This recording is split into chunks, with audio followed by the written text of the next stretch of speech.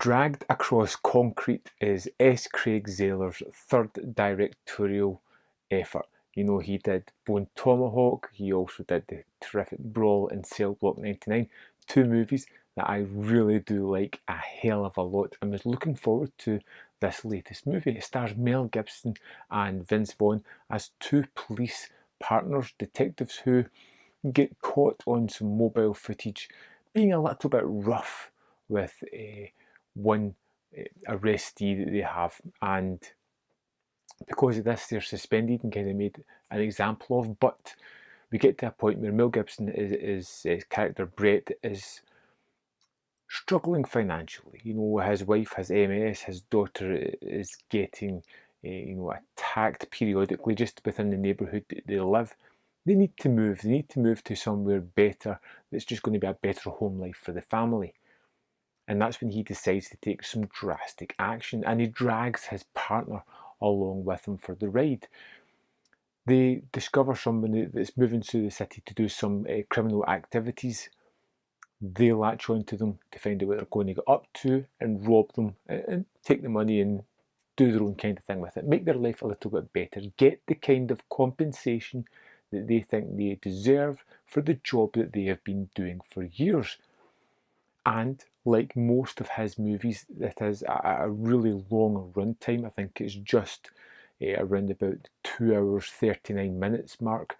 You know, and all these movies have been fairly long, and it's one of the best things about them that you really do feel as if these movies have a chance to breathe and naturally evolve. But there are some unnatural moments to the movies themselves as well, like the dialogue. Now, the dialogue is simply delicious. It sparkles. It's the kind of conversations that just make your ears perk up with interest, hearing people talk the way they talk. But it is very much stylized. It is not a natural way of procrastination. It is more just a sort of fluid, fantastical element that just, like I said, is absolutely terrific to listen to. The conversations, the kind of thing that Tarantino does as well. Zahler does this in his own style, which is fantastic to hear. And you really do get a feel of the characters. You get an idea of these two police cops. You know, you get Vince Vaughn's character who is always saying anchovies instead of swearing. You always get Brett Gibson's character who always gives things a percentage chance of playing out, you know, regardless of what the situation is. You get the idea that these two guys are joined at the hip. They trust each other. They're willing to follow each other, even if it's going to lead down a path of self-destruction. And it's just a wonderful world to be immersed in for that length of time. There is long periods of time where nothing really happens in the movie other than a little bit of character development, a little bit of information that is drip fed to you as you need it. But it's enough to keep you really entertained, to keep you hooked. Maybe not on the plot, but on the actual characters that you're with. You become involved with them. You start to sort of sympathise or empathise with these characters that you're seeing, their plight and what they're trying to do to evolve it. There is some other story as well about John Henry, a convict that's been released who gets caught up with these robbers, these out-of-town robbers as a kind of driver, and that storyline as well, which is running parallel to this. One of the things that he does in his movies is extreme moments of violence. We've seen it in Bone Tomahawk when the cannibals suddenly start to attack the prisoners. You've seen it in Brawl in Cell Block 99 when it gets to the finale and it has this really in-your-face gritty fight scenes where people's bodies are decimated in brutal fashion, and he likes to revel in that extreme gore. It may only be for a few seconds, but it is visceral, in your face, and it is, wow, jaw-dropping, you know, just out of the blue. And again, we get it in this kind of movie. It's the kind of sequence as well as you can see being deleted from the movies if somebody else had their hand on it. There is a moment with Jennifer Carpenter's character, who's only in the movie for a brief time, that feels to be like a sidestep out of our story. And for a while you're wondering, why is that really there? Is this going to be a reoccurring character? Is this just a small moment? And it becomes such a nice deviation, a little punctuation to the storyline.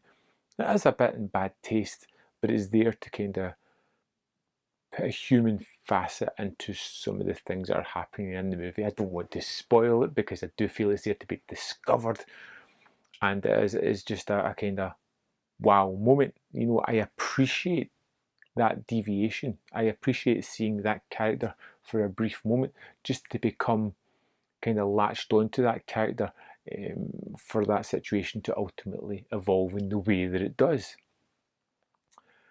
Dragged Across Concrete is a terrific movie. It's another hit for me. This guy definitely creates movies that are very much attuned to my tastes, and I love it because of that. You get interesting characters who are flawed, yet still characters that I hope can overcome the adversities in their way.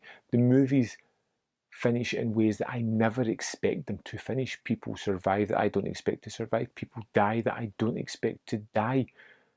But I never feel robbed or cheated or wronged in any way, shape, or form throughout the movie. I feel as if it's fitting to the ethos of the story.